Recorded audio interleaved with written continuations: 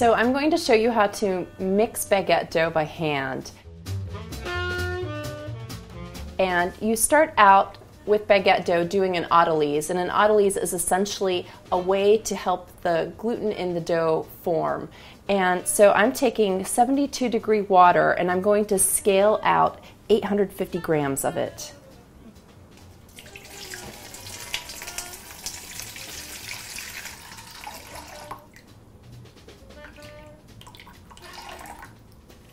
Now into the water, I'm going to scale out what is called poolish, and poolish is a pre-ferment. And in bread baker's language, a pre-ferment is any kind of dough that's fermented before the main dough is fermented. So a sourdough starter is a pre-ferment, a poolish is a pre-ferment, a sponge is a pre-ferment. All of those things that you do ahead of time with any type of yeast are called pre-ferments. And so this poolish is equal parts flour and water with the tiniest bit of fresh yeast. And so I need 700 grams of poolish in my recipe, and what I did about 12 hours ago was I mixed 500 grams of bread flour with 500 grams of 70-degree water with approximately, like, I didn't even scale out the yeast, I just used a very tiny pinch of yeast. And so that ferments. You can see it's really ripe right now, and I need 700 grams. And so I'm going to scale this into my water. Great. And if you can see, this poolish is floating in the water, and that's a sign that it's well fermented because that carbon dioxide helps it to float. And so then into this I'm going to pour in 1,400 grams of all-purpose flour, and I like to use all-purpose flour instead of bread flour because the all-purpose flour helps with the fermentation. It ferments faster because the protein content isn't as high. It doesn't take as much for the yeast to feed on it. And so now I'm going to omit my salt and my yeast for the moment, and I'm going to just sort of with my hands, just these three ingredients, combine them. And you just want to hydrate the flour. I'm just going to keep my one hand free for now, and my other hand I'm just sort of using a circular motion to incorporate the ingredients. And then I'm going to sort of start to squeeze the ingredients together. I'm only using a metal bowl right now because it's wide and it's easy for me to use, but you can use any type of bowl. This makes a lot of dough. This makes about 3 kilos of dough, and so you want to use a big bowl, but it could be a ceramic bowl or any type of earthenware bowl is fine. So I just want to hydrate my flour. And it's going to be a shaggy mess when I'm done because I'm not going to knead it right now. I'm going to let it rest for about 20 to 30 minutes during an autolyse period, and during that period of time my gluten will form and it will be easier for me to finish kneading it. So this shaggy bit of dough should look just pretty much like this, and you don't have to go any further with the mixing. I'm going to clean my hand off, and then I'm going to sprinkle my 36 grams of salt right on the surface.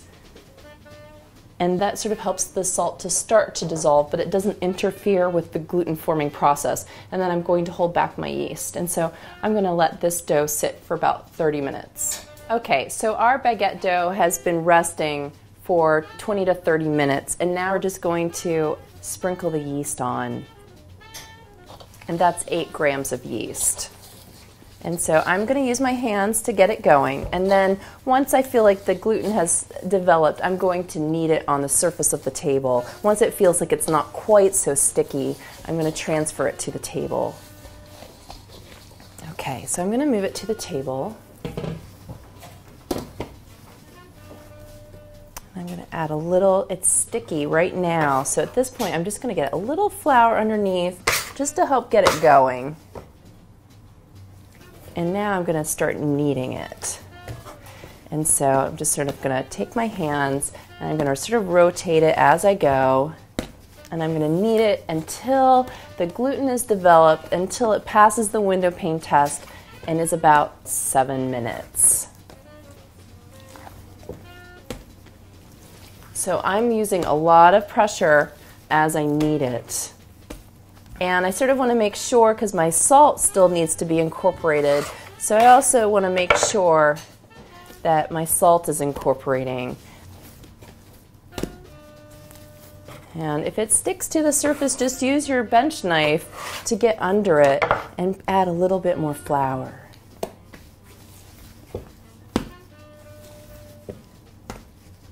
This bread doesn't take multiple days to make. This bread you can make the same day. You need to mix your poulish the day before, but we're going to make this bread all in one day. After we're done kneading it, it will ferment for 2 hours, and then we will divide it and shape it and proof it. The proofing time on this bread is really fast. It's only about 30 minutes, and then we'll proof it and then we'll bake it. I'm going to do a window pane test right now because the autolyse has helped expedite the kneading process, so we shouldn't have to knead it terribly long. And you can see that the gluten is forming. It's really stretchy. It's partially stretchy because we added poulish, and poulish adds extensibility to the dough. And you can see we've got a really beautiful window pane going on. We probably need to knead it a little bit more, but I'm really happy with that. So we'll knead it for another minute. The window pane test basically is a check to see how the gluten is developing in the dough. And if all of the gluten is being developed, you can really stretch the dough out, because what the gluten does is it provides extensibility, i.e. stretchiness, and also elasticity. And so it's that extensibility that you're looking for in the gluten. So you're checking to see how much you can stretch the dough.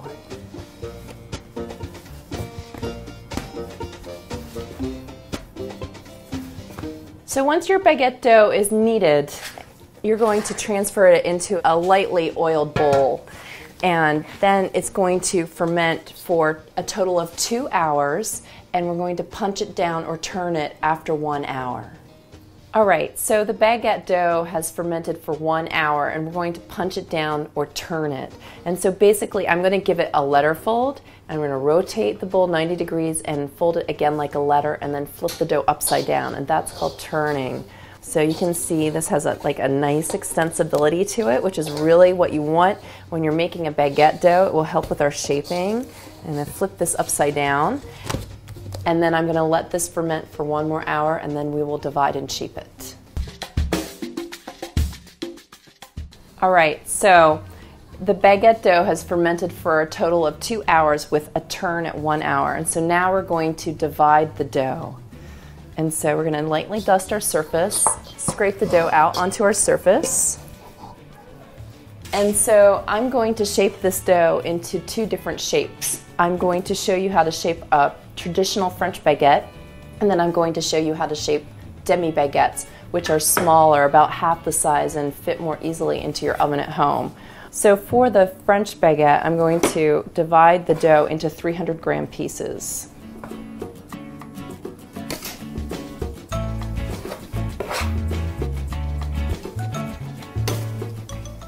And for the demi baguettes, I'm going to use half that weight, so I'm going to divide it into 150-gram pieces.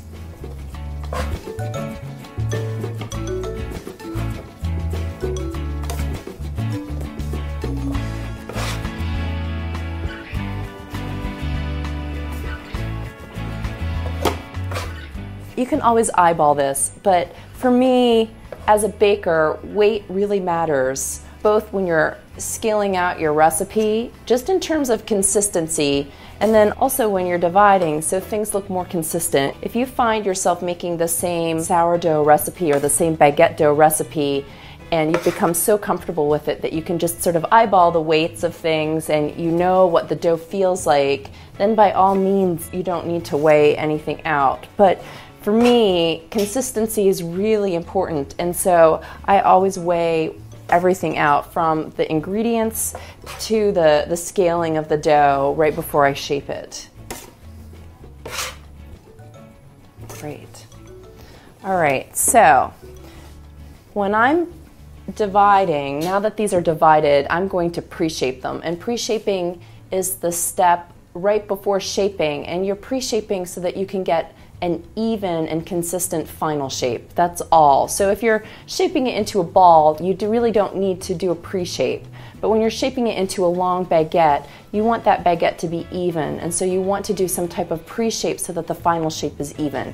So the first thing I do is I take a breadboard here, and you could also use your kitchen counter or just something that you can flour and let the bread sit on it for about 15 to 20 minutes.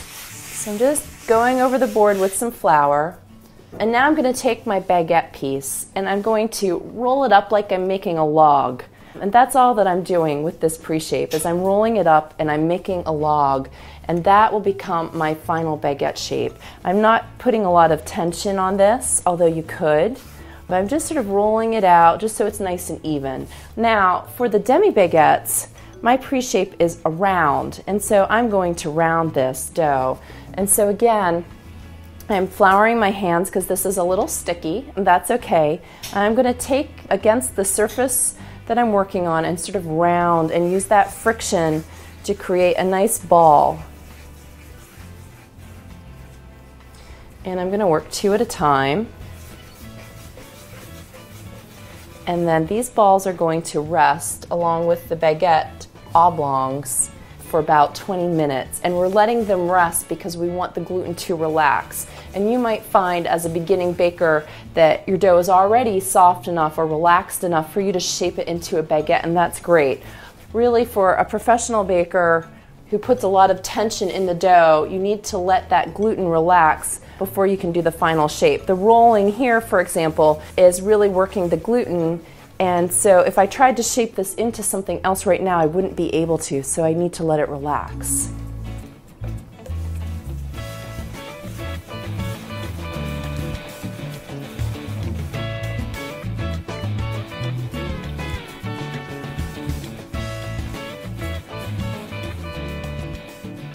So that's dividing and pre-shaping baguette dough. We're going to let this relax and we'll come back to it in about 20 minutes. So I'm going to show you how to shape a baguette, and then I'm going to show you how to shape demi baguettes. So I've moved all of my pieces of dough onto my board so I would have some more space, but you don't necessarily need to. I've got myself set up, so I've got a row of flour right in front of me. I've got my workspace where I'm going to shape my baguette. I've got my bench knife, which is really important in shaping. And then I've got what is called a couche, which is a French word. It's a verb. It means coucher, which means to sleep. And basically, I've rolled this couche up, and I'm going to proof my baguette on this couche. And it's just going to sort of let my bread proof and rest, and it sort of helps support my bread so it doesn't go slack when it's proofing. So I've got my couche set up right over here on a board. This couche is about 26 inches long. You could easily substitute. This is a linen kitchen towel, and it's somewhat sturdy, and this is an easy substitute if you aren't able to find the linen available. So I'm going to start shaping my baguette dough, and the first thing that I'm going to do is I'm going to deflate it just a little bit with a little smack. And you don't have to really deflate it because we did knead it by hand. And then I'm going to take a piece of my dough and I'm going to fold it over itself like I'm making a letter fold, only this time I'm going to use my thumb and my hand, and I'm going to push the dough forward, sort of like you're pushing forward parallel to your work surface. And that is going to create this little bit of tension like this. And then from that point forward, I'm going to roll and seal with the palm of my right hand. And I'm going to roll. See, I'm rolling it and I'm sealing it. And I'm going to go back over it and I'm going to do it one more time. And see, that has formed a seam on the bottom. And so at this point, I have my initial shape. I'm going to roll my baguette out. I'm going to flour my hands a little bit so it doesn't stick to me. And I'm just start in the center, and I'm going to work in the center, and I'm going to work my way out. So start in the center and then work your way out like that. And so that is a shaped baguette. I'm going to put a little flour down on my couche so the baguette doesn't stick to it. I'm going to make sure that the seam is on the bottom of the couche, and then I'm just going to fold the couche up just a little bit like that. And now I have a spot for my next baguette. And so this next baguette, I'm going to shape faster so you can see what it looks like in sort of like real time. So deflate, fold over and out, and then seal. And then roll it out. And the rolling out is really helping to even it out too. And then you're going to just put it in the flour, put it on the couche, and then fold the couche up. And now to shape the demi baguettes, these are rounds. And so the way I shape these is first I deflate it a little bit, then I make a letter fold like this. And then I'm going to bring the two top ends of my rectangle down to the center to form a triangle. And then I'm going to take the top of that triangle down, and now I'm going to just sort of roll it out, and as I roll it out, I'm going to taper the ends. And then I'm going to dip it in the flour, and then I'm going to make sure that I dust this a little bit. I'm going to put my demi baguettes right here. And demi baguettes are a great way when you don't have a lot of space in your home bread oven. If the baguette isn't going to fit, like these will be a tight fit in this bread oven, but you can easily fit multiple demi baguettes in your bread oven. So I'm going to do a letter fold. Then I'm going to bring the two top corners down to make a triangle. I'm going to take the top down all the way to the bottom, and then I'm going to roll it out, and I'm going to taper the ends.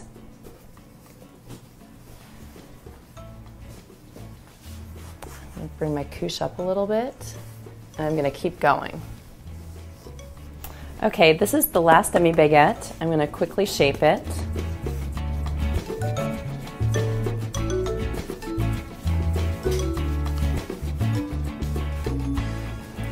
I'm going to put it on the floured couche. And then what I like to do sometimes if I have a little extra fabric is I like to sort of pull the fabric over the bread to sort of keep it from drying out and prevent a skin from forming on it. So we're going to let this dough proof for about 30 to 45 minutes. So now I'm going to show you how to bake the demi baguettes. The demi baguettes have been proofing for about 45 minutes. And I'm just going to take the cover off of them. I'm going to do a quick little test right like this. And that, when the dough doesn't spring back like that, to me that means that the dough is proofed. And so for these demi baguettes, I'm going to use a wooden pizza peel, and I'm going to dust the surface of the peel with rice flour. And the reason why I'm using rice flour is because it's a little bit more coarse than regular flour, and it doesn't get absorbed into the dough, so it's a great sliding mechanism to use to get the dough into the oven without the dough sticking on the peel.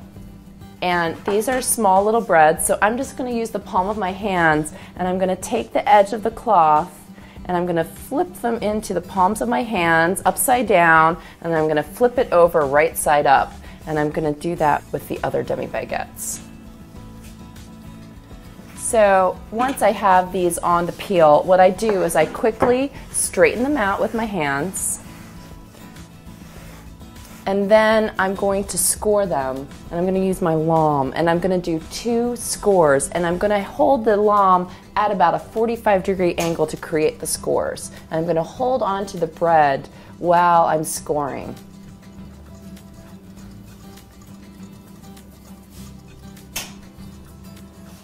And now I'm going to take my cup of water and put it into the broiler pan.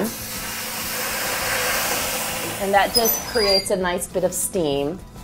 And now I'm going to load my bread directly onto the pizza peel. And then I'm going to spritz the bread with some more steam.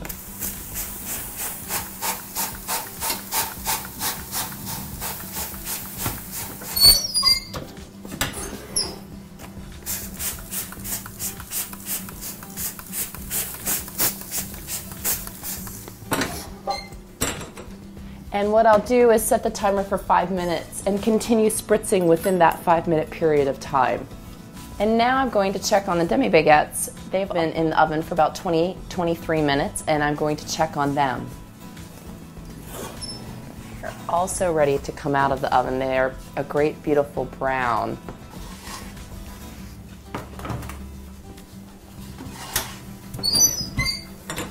And I'm just going to set them on the counter to cool down.